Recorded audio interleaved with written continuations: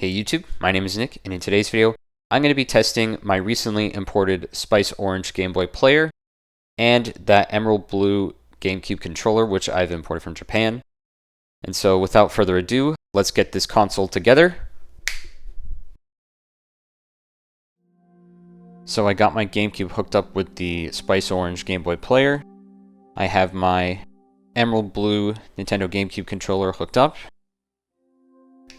And so we can see right away that the GameCube controller works, at least the thumbstick, so that's a good sign. Now I'm going to shut the lid.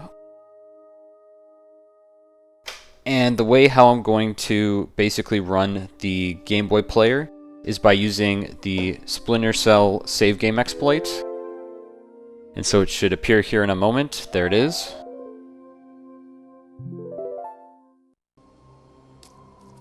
So the way how this works is that I have the Game Boy interface loaded up onto my GameCube memory card. And so by running a certain glitch point in Tom Clancy's Splinter Cell, it basically allows you to run unsigned code and thus the Game Boy interface, which is how I'm going to be testing the Game Boy player. And the game that I've inserted into my Game Boy player is, it's a Japanese exclusive title, which eventually got translated to English on the Wii U Virtual Console. And I might have shown it once on this channel, but I'm just going to play 2 levels just to prove a point. But so far it seems like this GameCube controller is basically perfect. There's absolutely nothing wrong with it. And so yeah, I'll put the title of this game in English. Oh, okay, they just said it vocally. Anyway, that's the name of the game. I can't remember which save is mine. It might be... Oh yeah, there. It says Nick. That's mine. Okay, anyway. So I'm going to play like a level or 2, but clearly, as you can see, it is working no problem. So the point of this game is that it's a puzzle game where you have to move this rotating stick and make it to the end of the level without basically hitting any walls.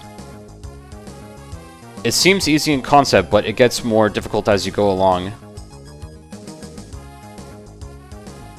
And you want to try to go for the fastest time possible.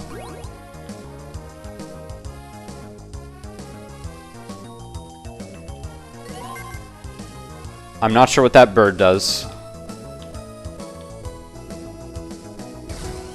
And yeah, every time you hit a wall, you gain 3 seconds of time. And there you go, I made it.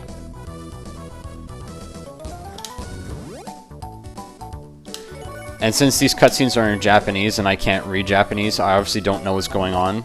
But the reason why I bought this game is because it's a pretty neat little puzzle game.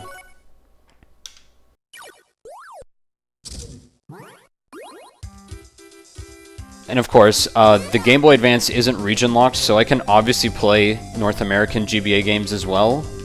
Actually, I think I have to hit this to... Yeah, there we go.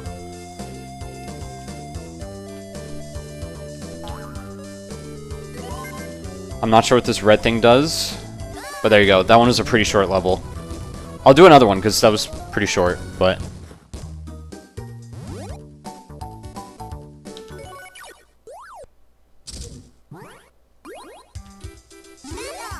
Yeah, as I was saying, the Game Boy Advance isn't... Oh, I messed it up. The Game Boy Advance isn't region locked, but, so I can obviously play North American titles, no problem.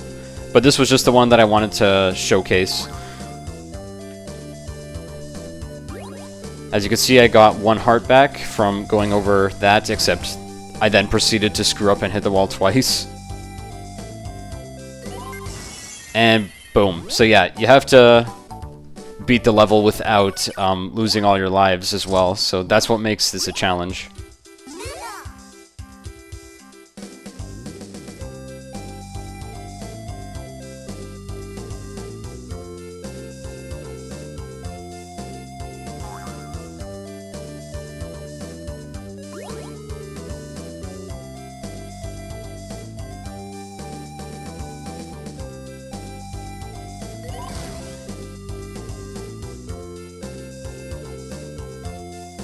And there you have it. So yeah, that's pretty much the gist of it. Clearly the Game Boy player works. I see no issues with this Emerald Blue controller either. So that's pretty much the end of this video. Thank you very much for watching. Until next time.